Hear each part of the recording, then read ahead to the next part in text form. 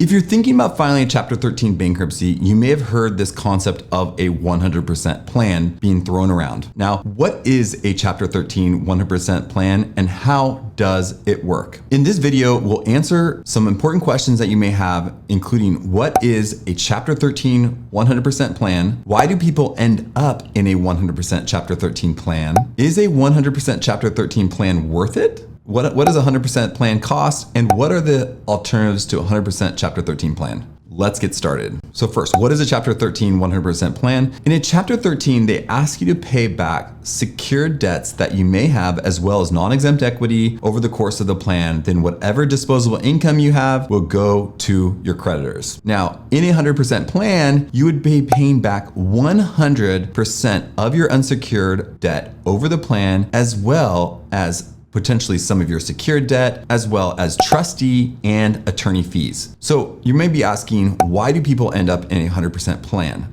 Now, you may be put into a 100% plan if you have significant amount of equity in your assets over the exempt equity, or if your disposable income is high enough that the court says you have to pay back 100% of the debt owed over the course of the plan. For example, let's say you're looking to file Chapter 13 bankruptcy and have $10,000 in unsecured debt. Credit cards, medical bills, personal loans, etc. But you have $150,000 of equity in your home. Now, let's say the state that you live in has a homestead exemption of $100,000. That just basically means that you have an allowable equity amount. And if it's over that, that means there's non-exempt equity. So that still leaves you $50,000 of equity that you have in your home as non-exempt equity. In this situation, because you have more non-exempt equity than you have unsecured debt, a bankruptcy court would probably put you, or may put you, in a 100% plan. They see that you have the equity to pay back the debt. So instead of asking you to sell the home to pay the unsecured creditors, they may ask you to say, okay, you're gonna pay 100% of this unsecured debt through the Chapter 13 plan. Let's look at another example. Let's say you're looking to file a Chapter 13 bankruptcy and have $30,000 in unsecured debt, and you have $2,000 of disposable income every single month. Now, in this situation, you may be put into 100% plan because the courts see that you can afford to pay back the entire $30,000 in a 3 or 5 year plan. You know, at $2,000 a month of disposable income, they might say you could pay it off in 15 months. Now, if you want to estimate your Chapter 13 plan, check the link in the description below, or you may already be on this calculator that helps you understand what your plan may look like. It's just an estimate, but hopefully it'll get you some insight. And we can also link you up with a free consultation with a local bankruptcy attorney or someone that serves your area. Now you're probably wondering, is a Chapter 13 100% worth it? If you're gonna pay back 100% of the debt in a 100% Chapter 13 plan, is that plan even worth it? We're gonna cover alternatives later on because I think that's important to cover alternatives. It may also be worth it if you're filing a Chapter 13 in order to stop a foreclosure or repossession to catch up on your payments. There may be a handful of other reasons why a 100% plan could be worth it for you. If you are thinking about filing, it may be helpful to speak with a top-rated local bankruptcy attorney or someone that serves your area in a free consultation, because they can give you some insights into whether it will be a 100% plan, because our calculator just does an estimate, and what are the pros and cons for you. Now you're probably wondering, how long is a Chapter 13 plan that's 100%? Now, it really depends on the amount of debt that you have that we paid in the plan. For many Chapter 13 bankruptcies, they're usually structured for a certain period of time, between 3 and 5 years. Though in a 100% plan, you may not have to pay for 36 or 60 months. As long as you're staying in your plan, the court will protect you, and there's not gonna be collectors that are allowed to collect you for your debt unless they get permission. So you could have a Chapter 13 payment plan of 15 or 16 months, or even shorter, if you're going to be paying back all the debt that you were getting into the bankruptcy to begin with, right? So the next question you're probably having is, well, how much does a 100% Chapter 13 plan cost? Now, the 100% Chapter 13 plan can be very expensive because you're paying back 100% of your unsecured creditors. And within the 100% Chapter 13 plan, there are certain things that you must pay in full, such as your attorney fees, who will get their fees paid throughout the plan, as well as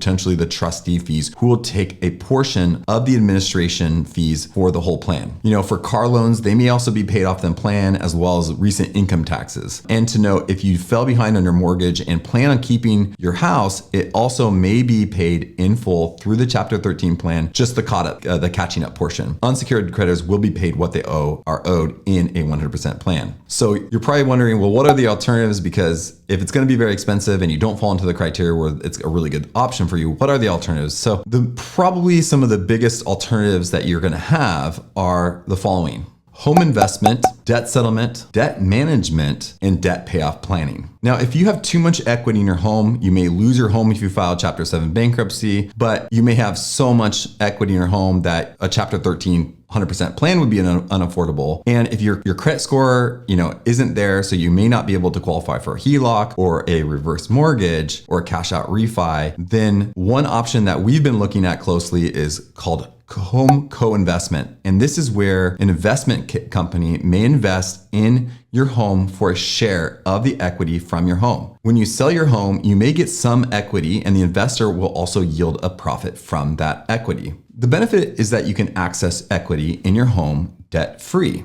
The potential cons is that it could be quite expensive, meaning that it could be more expensive than a HELOC or another option altogether. Now, if you're interested in this option, you may want to understand that whether your home is eligible, which we can help if you're interested in this option. Now, for this option, you may be able to get debt free, but they also may put a lien on your house. So if you use this option, you may also buy them out of this order if you do not want to eventually sell your house, but it could be quite expensive. So it's really good to kind of probably do the math if you're looking at the home investment option, if you have too much equity and you can't get another mechanism to get rid of the debt. Another option could be debt settlement. Now, debt settlement often has gotten a bad rap because of different companies in the space, and debt settlement is where you're able to negotiate to lower your debt less than what you originally owe. Now, having that essentially means that a portion of your debt is forgiven. You can work with the debt settlement company to help you through that process, so they can negotiate do all the negotiations and payments, but make sure that you work with a legitimate company and know what they are doing to best accommodate you. There's a lot of companies out there. We've done a lot of YouTube videos to try to help protect people from companies that may not have their best interests in mind. Now, a debt settlement company will help you create for a special purpose escrow account where all the funds will be collected. Afterwards, they will put those funds together and then prioritize and negotiate with each one of your creditors. They become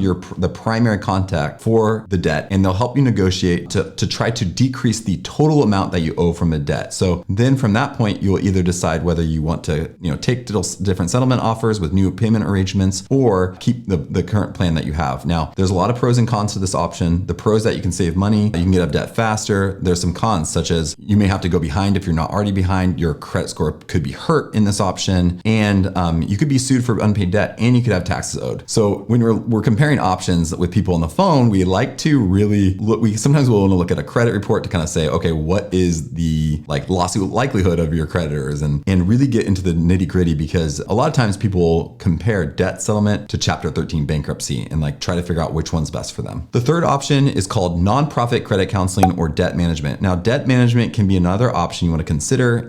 In debt management, a nonprofit company will work on your behalf to negotiate the interest rates on your credit cards. They don't usually touch personal loans, and your accounts can't be, I think, past a certain amount due. And so they're trying to basically say, hey, let's say you have credit cards with interest rates between 20 and 30%. They're saying, let me try to get those between, maybe 5 to 15%, and then negotiate and settle all of those with different interest rates. So you're basically consolidating all your credit cards and they're negotiating those. It's a great process. The challenge sometimes is that it can be a little bit more expensive than debt settlement. So if you're looking at nonprofit credit counseling versus debt settlement, it could be potentially double the monthly payment. So some people are like, I can't afford double that, so I might need to do debt settlement, even though your credit score could be more intact if you do debt management. The process for debt management usually takes 3 to 5 years, and they'll create probably a new monthly payment that you're going to be owing for that debt. The final option is debt payoff planning. I won't spend a lot of time on debt payoff planning because I don't see that a lot of people that are struggling to make ends meet can do debt payoff planning effectively. Because when I think of debt payoff planning, I'm thinking of the snowball, I'm thinking about the avalanche or savvy method, and each of those require you to have more than the minimum payments every month to make additional payments toward your debt, the highest interest rate debt or the lowest amount debt, to get out of debt